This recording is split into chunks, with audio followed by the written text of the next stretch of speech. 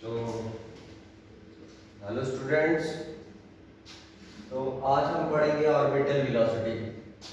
Orbital velocity या orbital speed क्या होती है, चलिए जानते हैं।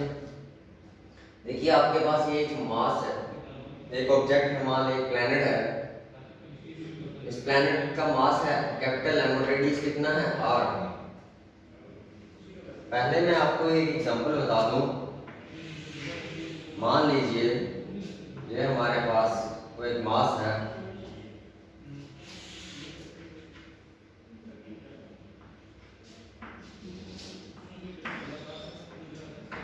और यहाँ से हमें एक सैटेलाइट है, मान लेते हैं ये हमारे पास क्या है, ये सैटेलाइट है, ये एक रॉकेट है। ये रॉकेट यहाँ से जाएगा और इस सैटेलाइट को इस सर्कुलर ऑर्बिट में छोड़ देगा। ये यहाँ से खुलेगा और इसको इस सर्कुलर ऑर्बिट में छोड़ देगा। अब इस सर्कुलर ऑर्बिट में छोड़ने के बाद इस अर्थ में और इस सैटेलाइट में एक फोर्स रहेगी। वो फोर्स क्या कहलाएगी? Force of attraction, means your gravitational force. अब जब ये खुलेगा तो इसकी जो वेलोसिटी होगी, अगर आपको कोई पूछे कि बताओ इसकी वेलोसिटी क्या होगी, तो वेलोसिटी आपने क्या करना है, उस पॉइंट जिस पॉइंट पे वो पूछेगा वहां से एक टेंजेंट ड्रा करोगे तो बता दोगे ये उसकी वेलोसिटी है। उस पॉइंट पे टेंजेंट ड्रा कर दोगे, वही होगी उसकी वेलोसिटी की, उसकी स्पीड की डायरेक्शन। ओके, तो चलिए आगे बढ़ते हैं।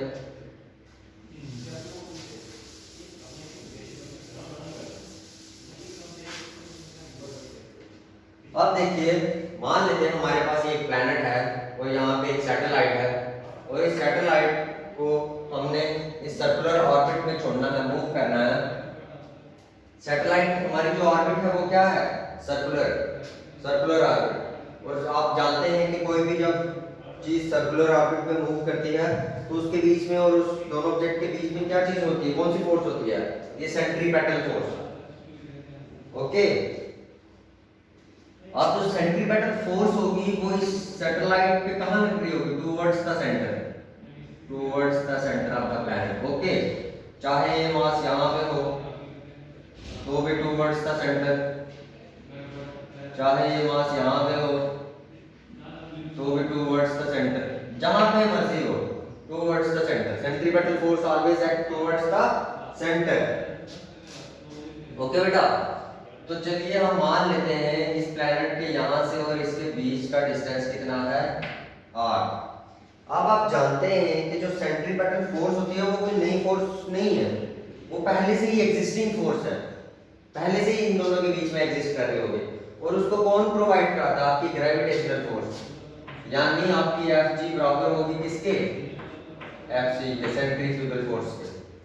और आपकी ये जो सेंट्रीफ्यूगल फोर्स होगी, ये जो ग्रेविटेशनल फोर्स ऑफ अट्रैक्शन होगी, ये किसके बराबर होगी? आपने पढ़ा था Fg is equals to gravitation constant g into mass of planet into mass of satellite upon the distance between the two is equals to r square.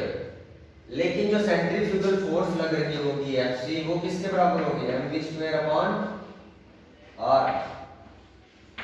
Okay बेटा, ये जो v है यही है आपकी ऑर्बिटल वेलोसिटी। ठीक है, जिस स्पीड से ये सैटेलाइट मूव कर रहा होगा वही होगी। तो चलिए लीजिए values put. g m on r square is equals to mv square upon r। m से m गया, r से r गया, तो कितना आया? g m upon r is equals to mv square, v square sorry, m से m cut गया, तो आपका v कितना आ जाएगा? Under root of g m upon r. Okay बेटा, ये क्या निकल गई आपकी? ये किसकी वेलोसिटी है? फॉर एवरी प्लैनेट वेलोसिटी, ये रिलेशन वैलिड किसके लिए? For every planet, valid for every planet. लेकिन जब ये जो मास है, ये जो प्लैनेट है, ये आपके सरफेस के पास होगा। आपको पता है आपका रेडियस कितना है, 64 किलोमीटर, 100 किलोमीटर, 6400 किलोमीटर। और अगर इसको मीटर में चेंज करोगे तो 6.4 × 10⁻⁶ मीटर।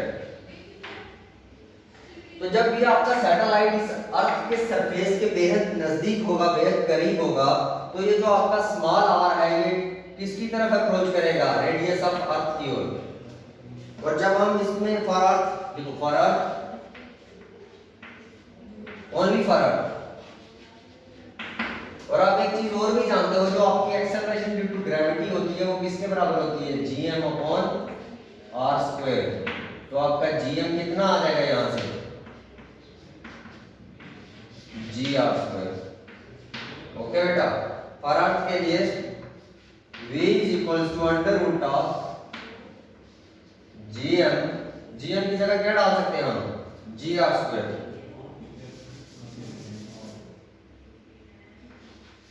gr² अपॉन, ये जो r है ये किसकी तरफ जाएगा, r की ओर। ये r से स्क्वायर कट गया, तो आपका v कितना आ गया, √gr। तो ये है फॉर अर्थ के लिए, only for earth, velocity of earth, for earth. Okay बेटा,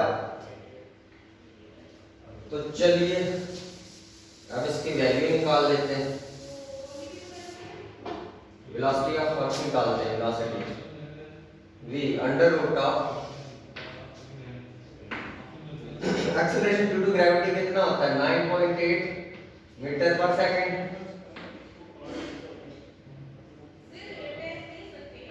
multiply by radius of earth कितना है, मीटर में लिखे तो 6.4 × 10⁻⁶ मीटर। तो ये अप्रोक्सीमेटली 7.8 मीटर पर सेकंड, जिसे आप 8 भी लिख सकते हैं, 8 metre per second, of the order of 8 metre per second. तो कितने हैं, 8।